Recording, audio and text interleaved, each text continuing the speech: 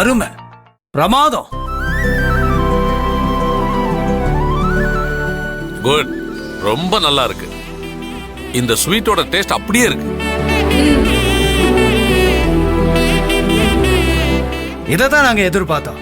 முதலே அந்த குவாலிட்டி கொடுத்திருந்தா தேவையில்லாத சங்கடம் எல்லாம் நடந்திருக்க தேவையில்ல. பரவாயில்ல, நீங்க ஜெயிச்சிட்டீங்க. சார், இப்போ உங்களுக்கு ஹாப்பியா? நீங்க சாட்டிஸ்ஃபைடா இருக்கீங்களா? எஸ்மா, எங்களுக்கு பணம் எவ்வளவு செலவானாலும் பரவாயில்ல.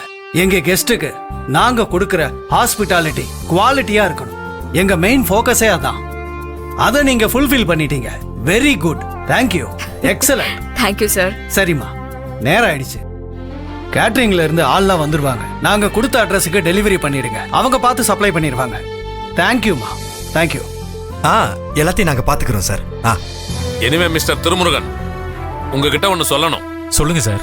இந்த காலத்துல கூட பிறந்த பொறப்புன்னு கூட பார்க்காம வெட்டு குத்து பேராசை போட்டி போறாமன்னு உலகம் எங்கேயோ போயிட்டு இருக்கு. ஆனா அண்ணன் தம்பி நீங்க 2 பேரும் ஒரே பிசினஸ் பண்ணாலும் ஒருத்தருக்கு ஒருத்தர் விட்டு கொடுத்து உங்களுக்கு ஒண்ணுன்னதும் உங்க தம்பி வந்து நின்னாரு பாருங்க. தம்பி உடையான் படைக்கு அஞ்சான்னு சொல்லுவாங்க. அத நான் இப்பதான் சார் நேர்ல பாக்குறேன்.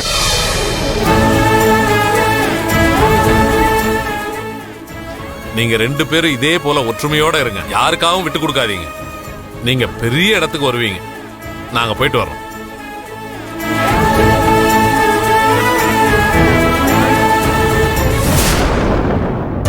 சார், இவ்வளவு நேரம் நீங்க பேசுறது எல்லாத்தையும் விட இப்பதான் சார் நீங்க கரெக்டா பேசிருக்கீங்க. ரொம்ப நல்லது sir. Thank you sir, thank you sir. போயிட்டு வாங்க சார். சரி, வரேன் சார். வரேன் வரேம்மா. வாங்க, வரேங்க.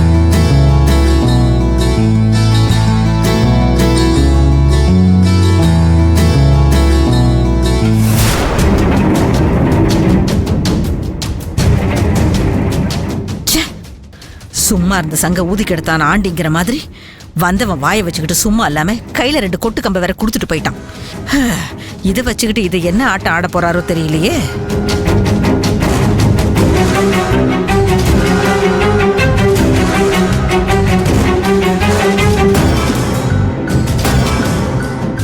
அண்ணே, அடடடடடா, நீங்க பண்ற இப்படி ஒரு நாடகத்தை என் வாழ்க்கையில நான் இப்பதான் ஃபர்ஸ்ட் டைம் பாக்குறேன். ஏமா, இதுக்கு முன்னாடி நீ எங்கேயாச்சும் பாத்திருக்க?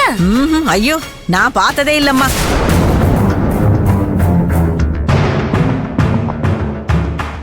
இவங்களே நமக்கு நல்லது செய்யறேன்னு ஆள் அனுப்புவாங்களாம்.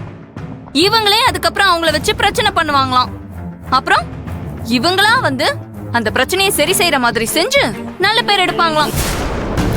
இப்படிப்பட்ட நாடகம்லாம் இங்க மட்டும்தான் நடக்கும். ஏமா கீர்த்தி, முதல்ல உங்க நாடகத்தை நிப்பாட்டுறீங்களா? இருக்கிற பிரச்சனையில நீங்க பேசி என்ன கொள்ளாதீங்க. மாப்பிள, ஏதோ போதாத நேரம் இவங்க கிட்ட இருந்து நாம உதவி வாங்குற மாதிரி ஆயிடுச்சு. இதையே சாக்க வச்சு வந்து ஒட்டிக்கலான்னு பார்க்க போறாங்க. பார்த்து பேசி அனுப்பி வைங்க. நாங்க எந்த ஒரு நினைப்போடையும் இங்க வரல. எங்களை நம்பி கொடுத்த ஆர்டர் சரியா செய்யலன்னு போன் வந்தது. அதுக்காக தான் நாங்க வந்தோம். உங்க பேராசைய ஹோட்டல்ல காட்டி இத்தனை வருஷமா மாமா உழைச்சு சேர்த்து வச்ச மரியாதை எல்லாத்தையுமே கெடுத்துட்டீங்க. வேலையில தப்பு நடக்கிறதெல்லாம் இயல்பான விஷயம். அதே மாதிரி இங்க ஒரு சின்ன தப்பு நடந்துருச்சு. ஆனா சமயம் பார்த்து நாங்க கீழே சரிஞ்சு விழும்போது அதே காரணமா பயன்படுத்தணும்னு நினைக்காதீங்க. இங்க பாருங்க, நீங்க வந்த வேலை முடிஞ்சிருச்சுல. இதை எங்க அனுப்பணுமோ அதை நாங்க பாத்துக்கிறோம். செஞ்ச வேலைக்கு கூலியை வாங்கிட்டு இடத்த காலி பண்ணுங்க.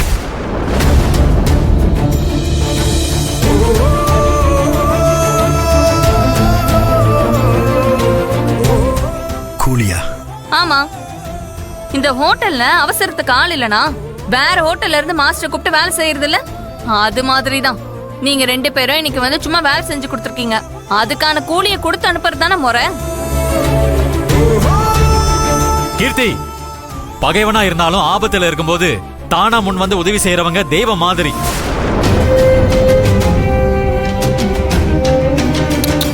இன்னைக்கு அவங்க அப்படிதான் பண்ணிருக்காங்க. உதவி செய்ய வந்தவங்கள தப்பா பேசாத. ஏங்க, இங்க நடக்கிறதெல்லாம் நிஜம்னு வேற நீங்க நம்புறீங்களா? இதெல்லாம் உங்களை ஏமாத்த மனச மாத்த போட்ட திட்டங்க. அதான் அப்பட்டமா அப்படியே புட்டு புட்டுன்னு தெரியுதே. இங்க பாரு, இங்க நடக்கிற எல்லாத்தையும் நான் கண்ணு முன்னாடி பார்த்துட்டு தான் இருக்கேன். எதையும் நீ விளக்கணும்னு ஒன்னும் அவசியம் இல்ல.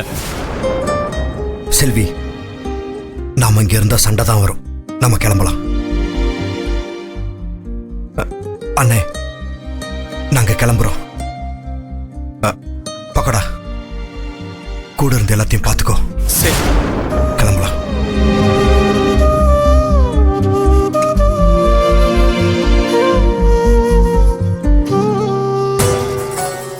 பக்கோடா, அண்ணே. ரொம்ப நன்றிடா.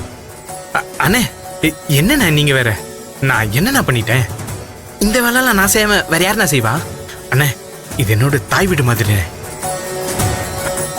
வேலுக்கு எப்படியோ அதே மாதிரி தானே எனக்கும். என்னண்ணே எனக்கு போய் நன்றிலாம் சொல்றீங்க? சரிண்ணே, நான் போய் மற்ற வேலையெல்லாம் பார்த்துட்றேண்ணே. ம்.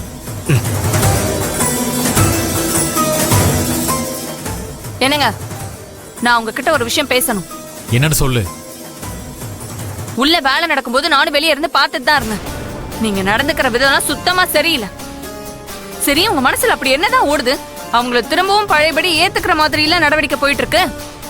ஏய், எனக்கு வேலை இருக்கு, ஆளை விடு. ஏங்க நில்லுங்க. நாம தான் உங்க உறவே வேண்டான்னு ஒதுங்கி வாழ்றோம்ல, அதுக்கப்புறம் எதுக்காக அவங்கள சமைக்கிறதுக்கு நம்ம கிச்சனுக்குள்ள வர வச்சீங்க? உங்ககிட்ட தான் கேக்குறேன், அவங்கள ஏன் சமைக்கிறதுக்கு நீங்க அனுமதிச்சீங்க? அப்போ பழையபடி அவங்களோட நல்ல உறவு கொண்டாடலாம்னு முடிவு பண்ணிட்டீங்க, அப்படித்தானே? இங்க பாருங்க, எனக்கு இப்பவே முடிவு தெரிஞ்சாகணும். எக்காரணத்து கொண்டும் எதுக்குள்ளயும் அவங்கள நம்ம விஷயத்துல மூக்க நுழைக்க விட மாட்டேன்னு நீங்க எனக்கு சத்தியம் பண்ணி கொடுங்க. எங்க உங்க தம்பி இருக்கால, அவன் ஒரு பச்சை துரோகி. அந்த துரோகியால தான் இன்னைக்கு நம்ம இந்த நிலைமையில நின்னுட்டு இருக்கோம். அந்த செல்வி இருக்காளே, அப்பா அவனுக்கும் மேல. இன்னைக்கு நடந்த எல்லா பிரச்சனைக்கும் காரணம் உங்க தம்பியும் அவளும் தான். அவங்களால தாங்க இன்னைக்கு நம்ம இந்த நிலைமைக்கு வந்து நிக்கிறோம். இதுக்கு மேலயும் நீங்க அவங்கள உள்ள விட்டீங்கன்னு வச்சுக்கோங்க, நம்ம நடு தெருவுல தான் வந்து நிக்கணும். அதுக்கப்புறம் ஐயோ,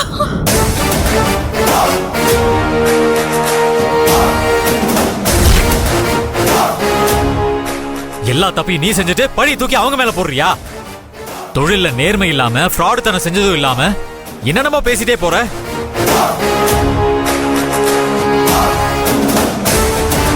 வேலுவும் செல்வி இன்னைக்கு வரலனா இத்தனை வருஷமா நான் கட்டி காப்பாத்தின ஹோட்டலோட பேரு காத்துல போயிருக்கும்.